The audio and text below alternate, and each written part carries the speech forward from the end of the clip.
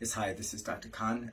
So I want to go ahead and update everyone on that case that I did on the 29th. That was the Facebook Live, where you had that muddy water and also that thick paste, peanut butter type, very thick, all contained done in an end block. And everyone's been curious to find out what the update was. So I decided to do a video on that.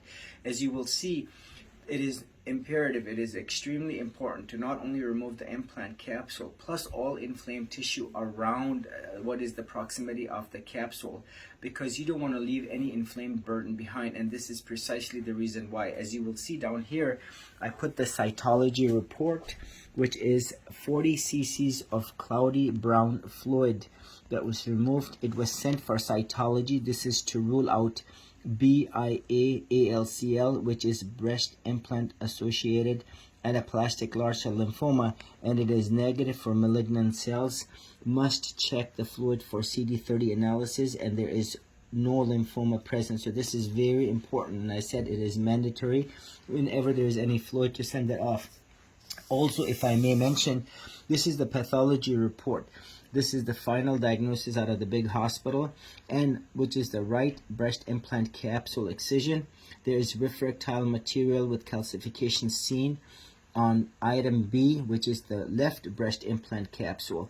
This is where you see the refractile again, and exuberant chronic inflammation. This is that paste, that thick fluid, and also the watery fluid. This is all that extreme inflammation that is present. The multinucleated giant cells, which is the cluster of macrophages that are grouped together, and abundant histiocytes, all consistent with what is breast implant illness. The CD30 is negative for lymphoma. Again, very important for the pathologist, Dr. Mowers, who read this, to rule that out. And so abundant macrophages, these are the cleaner cells of the body, the cleanup cells, the vacuum cleaner cells, if you will, that want to make sure that the body in itself cleanses of all these toxins. Now, this is the take-home message.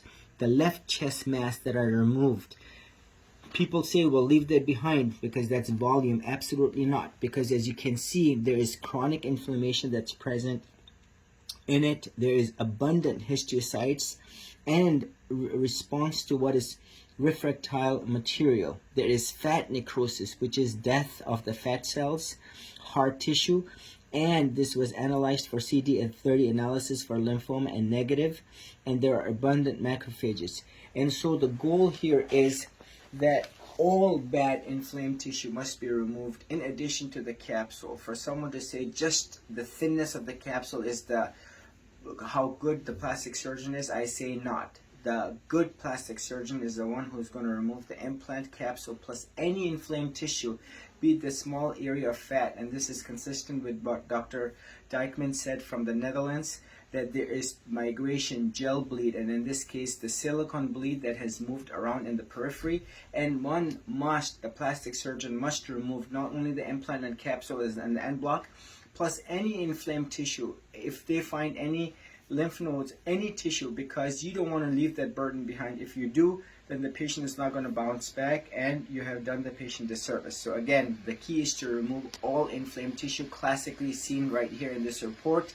And as you will see, the many other reports that I have put forth, that all inflammation must be removed such that there is no burden left behind and the patient bounces back to a nice state of good health. This is Dr. Khan. Please share. Executive Plastic Surgery, Michigan.